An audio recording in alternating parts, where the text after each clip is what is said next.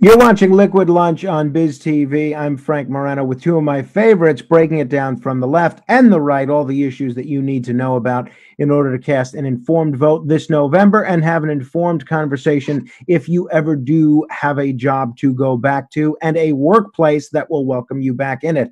On the left, we've got Rob Taub. On the right, we've got Jadan Horyn.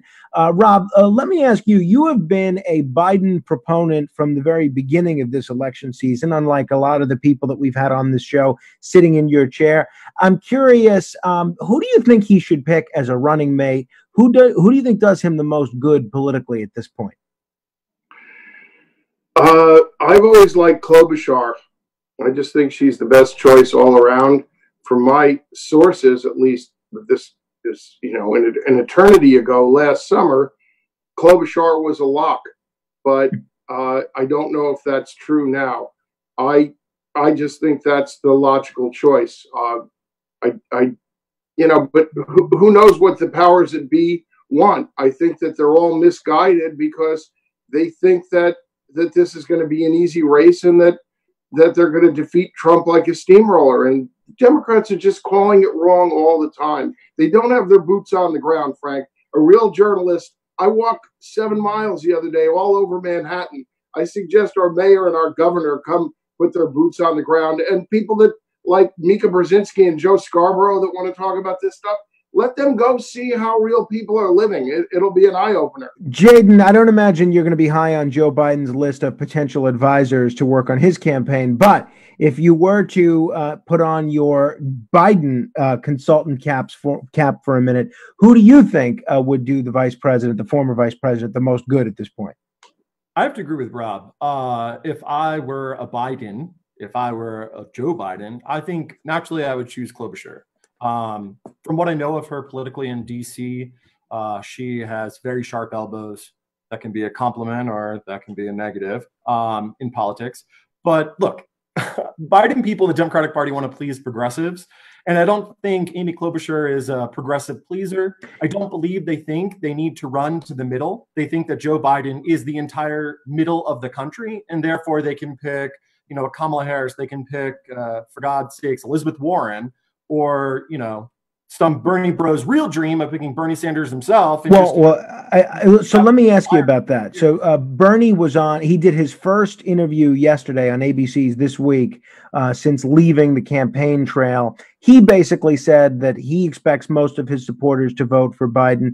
I can tell you anecdotally, my friends and family that have been Bernie supporters, there's to say there's an enthusiasm gap for Biden is putting it mildly. It goes from, outright antipathy towards Biden, particularly in light of these Tara Reade allegations, to, at best, I'm not voting for Biden, I'm voting against Trump. Let me ask you both, how does Joe Biden put together the kind of coalition necessary to win by reaching out to enough of the middle to win states like Pennsylvania and Wisconsin and Michigan, but also to keep all the Bernie bros on board to avoid a repeat of what happened in 2016, where they either stay home, vote for Trump, or vote for a third party candidate? How does he manage to do both of those things? It's got to be kind of a neat trick at this point.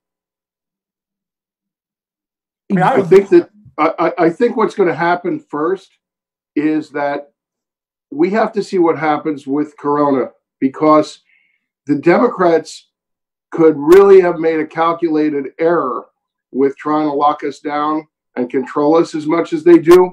And if it turns out that there's not much of a resurgence and that places like Texas and Georgia thrive, people are not going to be happy with being out of work and shut down and put in economic hardship. So I think that's going to be determinative of where we have to go. And it's also going to be how Biden can campaign. I just don't think he has a message yet. I think it's too early to tell anything. Jadan. Yeah, I don't think he does. The balance he has to strike, which is capturing the mushy middle that wants some sense of normalcy, and the progressive left that has been agitating since 16. I just don't think that happens with any type of messaging. And I will add that, Trump's number one strength is the economy and the fact that he was a CEO, is a CEO. That has not been negated by the coronavirus pandemic.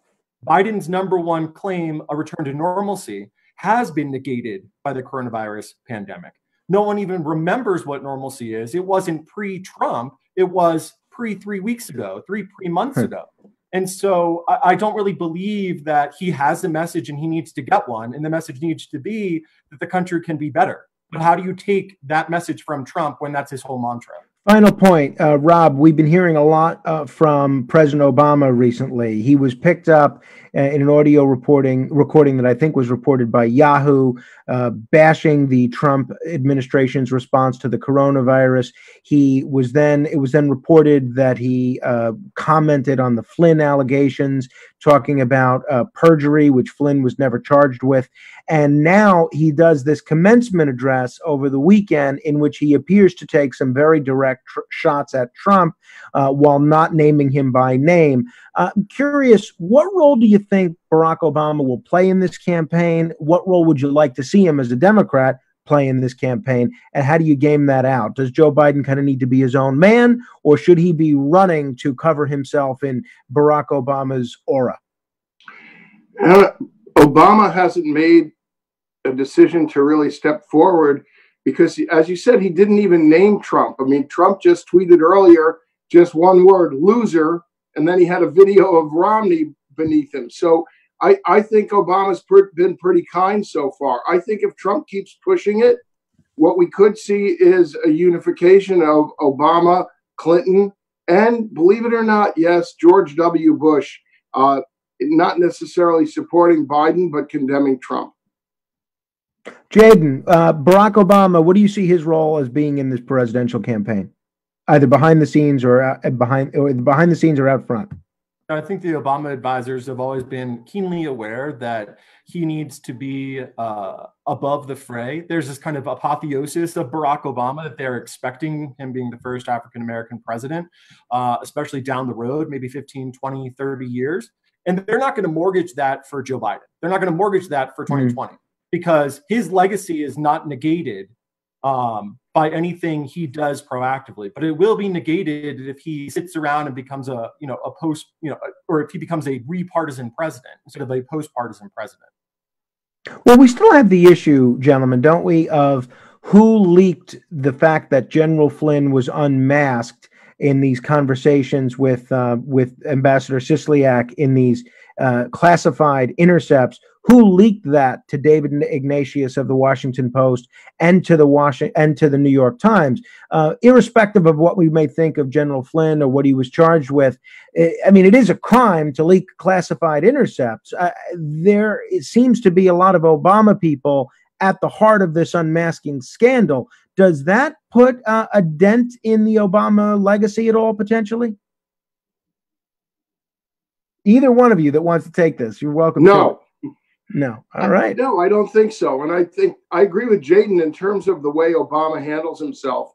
They're cautious. They're beyond measured, and nobody's going to take him down like that. And there are leaks all the time in government and everywhere else. So well, but we usually, when you leak classified material, usually there are also prosecutions, as Obama's own Justice Department had no problem doing with General Cartwright and others, as you know. So it would seem to be a double standard if we're not going to prosecute whoever leaked this particular classified intercept. Gentlemen, I think Trump that's leaks information in the Oval Office.